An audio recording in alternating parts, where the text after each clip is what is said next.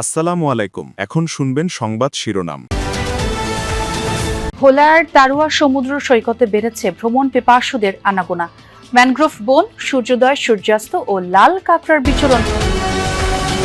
খালেদা জিয়ার কবর জিয়ারতে আজও মানুষের ঢল। বলছেন তার মতো আস্থা আর ভালোবাসা অর্জনই নতুন নেতৃত্বের সামনে চ্যালেঞ্জ। কনকনে ঠান্ডায় জবুথুবু গোটা দেশ। ২-৩টি শৈত্যপ্রবাহে জানুয়ারি জুড়েই থাকবে শীতের দাপট। ঘন কুয়াশায় শাহজালাল বিমানবন্দরে শিডিউল বিপর্যয়। পর্দা উঠল ঢাকা আন্তর্জাতিক বাণিজ্য মেলার।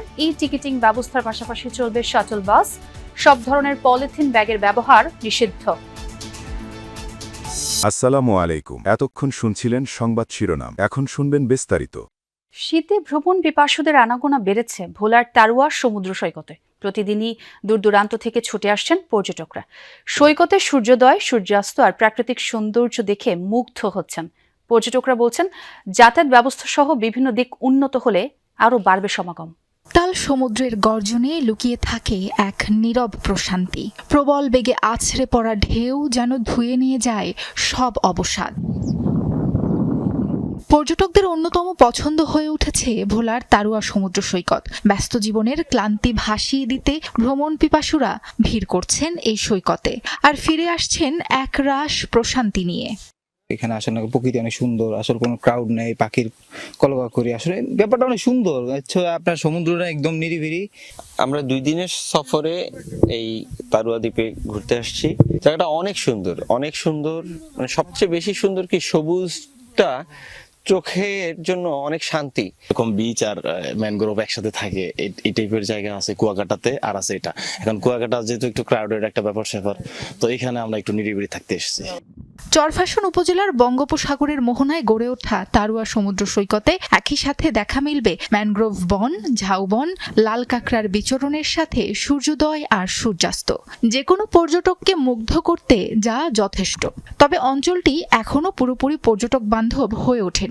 রাত্রি যাপনের জন্য ব্যক্তি মালিকানার একটি টিনশেড রিসোর্ট আর অর্ধশত তাঁবু ছাড়া নেই কোনো ব্যবস্থা। যোগাযোগ ব্যবস্থা এবং নিরাপত্তার বিষয়ে প্রশাসনের সুদৃষ্টি চান পর্যটকরা। আসার ব্যবস্থা খুব বেশি বলবো স্যাটিসফ্যাক্টরি না, আসতে অনেকবার চেঞ্জ করতে হয়। তারপর যখন সারাদিন কষ্ট করে এখানে আসি, ভালো জায়গাটা, ভালো। হ্যাঁ, ঢালচর আসার পর থেকে যেটা খেয়াল করলাম, এখানে যে লোকাল যে রাস্তাঘাট এবং যে জিনিসগুলো ছিল ওইগুলো একটু আসলে খুব ভালো না অবস্থা। শুক্রবার শেষ হয় 3 দিনের রাষ্ট্রীয় শোক। বিএনপি ঘোষিত 7 দিনের শোক পালন কর্মসূচি চলছে এখন।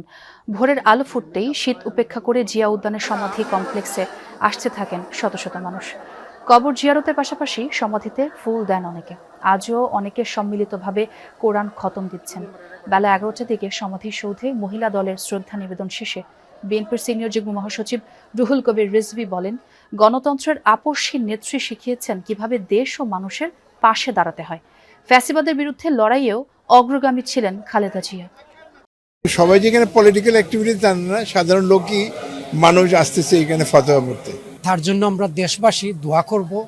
আমি বিশ্বাস করি তার সবচেয়ে বড় পাওয়া আমার দেশের মানুষের দোয়া। কি করে জনগণের পাশে থাকতে হয় এবং অনেক দুঃখ, সংকট, চাপ, হুমকির মুখেও জনগণকে ছেড়ে না যাওয়ার যে দৃষ্টান্ত, সেটা দেশনেত্রী বেগম খালেদা জিয়া তিনি দেখিয়েছেন। পৌষের মধ্যভাগে সারা দেশেই শীতের দাপট, কনকনে ঠান্ডায় স্থবির জনজীবন। আজ সর্বনিম্ন তাপমাত্রা রেকর্ড করা হয়েছে রাজশাহী, পাবনার ঈশ্বরদী ও নওগাঁর বদলগাছিতে 9 ডিগ্রি সেলসিয়াস। ভোর থেকেই ঘন কুয়াশায় ঢাকা প্রকৃতি। দৃষ্টিসীমা কমে আসায় সড়ক মহাসড়কে হেডলাইট জ্বালিয়ে চলাচল করছে যানবাহন। তীব্র শীতে জরুরি প্রয়োজন ছাড়া বের হচ্ছেন না মানুষ। বিপাকে পড়েছেন খেটে খাওয়া মানুষ। গরম কাপড়ের অভাবে কষ্টে দিন কাটছে দরিদ্র ও ছিন্নমূল মানুষের। সরকারি ও বেসরকারি উদ্যোগে শীতবস্ত্র বিতরণ করা হলেও তা অপর্যাপ্ত। শীতের সাথে পাল্লা দিয়ে বাড়ছে ঠান্ডাজনিত রোগের প্রকোপও। আক্রান্তদের বেশিরভাগই শিশু ও বয়স্ক। ঘন কুয়াশায় প্রধান 2 নৌ রুটে ফেরি চলাচল ব্যাহত। 4-5 দিন ধরে প্রচন্ড রকমের ঠান্ডা, ঘন কুয়াশা, কনকনে রেখেছি কি মেল বাতাসের কারণে জনজীবন স্থবির হয়ে পড়েছে। শীতের ভিতরে তো কাজ কাম করা যায় না, আমাকে সমস্যা হয়, গরিব মানুষ। নৌকাতুন ভাই তো শীতকালে দিন কষ্ট কইরা, কিন্তু আমরা শীতে খুব কষ্ট হইতে আছে বুঝলেন। যমুনা নদীর তীর ঘেঁষে গড়ে ওঠা মূলত এই সিরাজগঞ্জ জেলাটি মূলত সকাল থেকেই আমরা দেখেছি যে প্রচণ্ড ঘন কুয়াশায় কিন্তু আসলে ঢাকা ছিল এই জেলাটি। বেলা বাড়ার সাথে সাথে একটু রোদের দেখা মেলে, তারপর একটু ঘন কুয়াশা কেটে গেলেও শীতের তীব্রতা কিন্তু প্রচণ্ড রয়েছে, যে কারণে কিন্তু আসলে এই অঞ্চলে খেটে খাওয়া মানুষ যারা, তারা কিন্তু একদম কেউ ঘর থেকে বেরোতে পারছে না। দেখতে পারবেন পুরো জমি এলাকার যেগুলো রয়েছে, অর্থাৎ ফসলি জমিগুলো রয়েছে, সবই কিন্তু আসলে ফাঁকা রয়েছে। কিন্তু এখানকার আজকে কৃষকরা সকালে ভোরে কাজে আসবে, তারা কিন্তু শীতের জন্য মূলত কাজে আসতে পারছে না।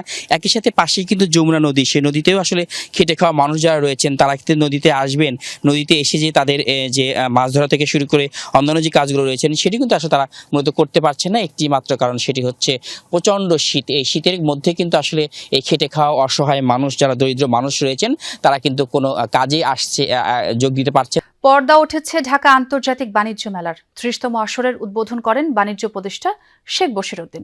অংশ নেন শীর্ষস্থানীয় ব্যবসায়ী নেতারাও। পেপার ও প্যাকেজিং শিল্পকে 2026 সালের বর্ষপণ্য ঘোষণা করা হয়েছে।